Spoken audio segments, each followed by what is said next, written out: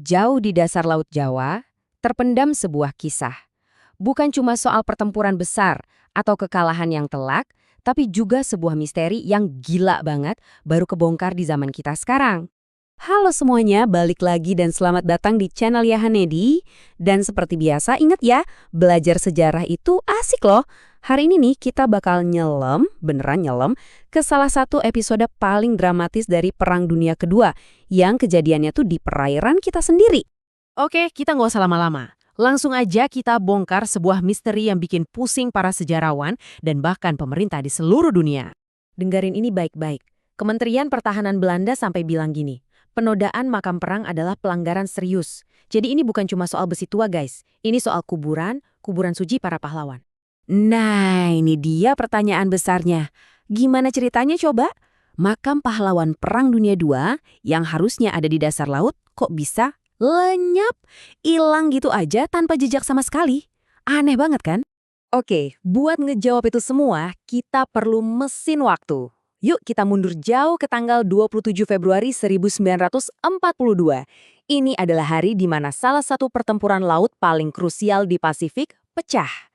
Coba deh kalian bayangin situasinya. Ini tuh misi bunuh diri, beneran.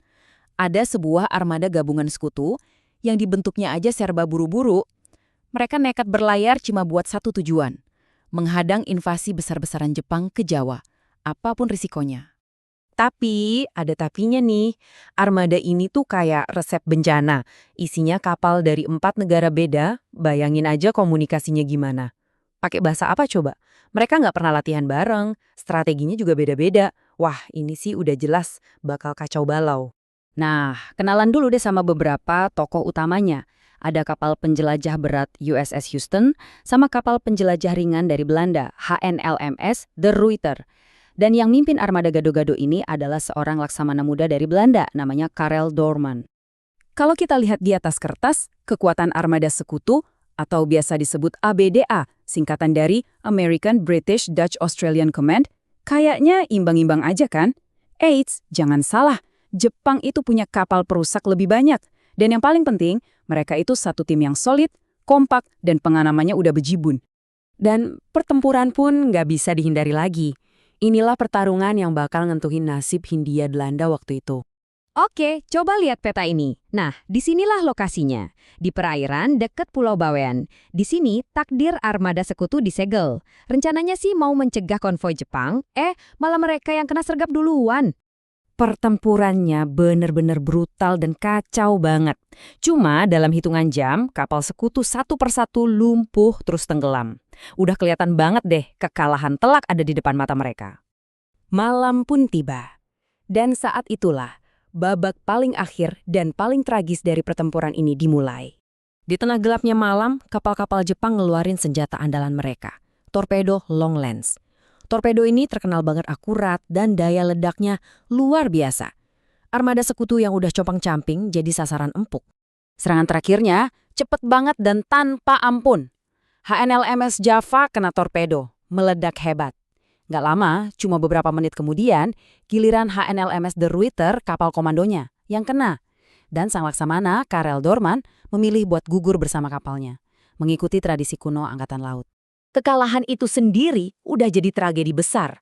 Tapi, percaya nggak, penghinaan terbesarnya justru terjadi puluhan tahun kemudian. Di zaman kita sekarang. Nih, ini penting banget buat kita semua pahami.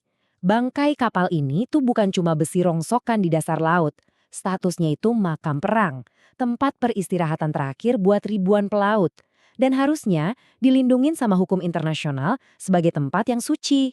Sempat loh di tahun 2002 para penyelam nemuin bangkai-bangkai kapal ini. Kondisinya masih utuh.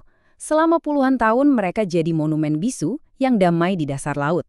Tapi pas ada ekspedisi lagi di tahun 2016 buat ngerayain 75 tahun pertempuran itu, mereka nemuin sesuatu yang gak masuk akal sama sekali. Bangkai-bangkai kapal itu hilang. Lenyap begitu aja dari dasar laut. Media internasional kayak The Guardian sampai ngeliput 2 kapal Belanda benar-benar hilang total, yang lain rusak parah. Dan ternyata alasannya benar-benar bikin miris. Makam perang ini dijarah secara ilegal sama pemburu besi tua. Mereka ledakin bangkainya, terus diangkut sedikit demi sedikit buat dijual kiloan. Jadi, apa artinya semua ini buat kita? Dengan hilangnya bukti fisik ini, warisan apa yang tersisa dari tragedi yang udah berlapis-lapis ini? Coba bayangin, lebih dari 2.200 pelaut sekutu gugur di pertempuran itu. 900 diantaranya orang Belanda. Kuburan mereka yang harusnya jadi tempat peristirahatan abadi malah dinodai dan ancur lebur cuma demi keuntungan segelintir orang. Nah, ini jadi pertanyaan penting buat kita semua renungin bareng-bareng. Ngelihat kejadian kayak gini, menurut kalian gimana sih cara terbaik buat kita ngejaga dan ngehormatin sejarah, terutama buat para pahlawan yang udah ngorbanin nyawa mereka? Coba deh tulis pendapat kalian di kolom komentar di bawah. Kita diskusi bareng. Dan kalau kalian suka sama pembahasan kayak gini, jangan lupa ya buat subscribe biar nggak ketinggalan cerita-cerita seru lainnya. Sampai ketemu lagi.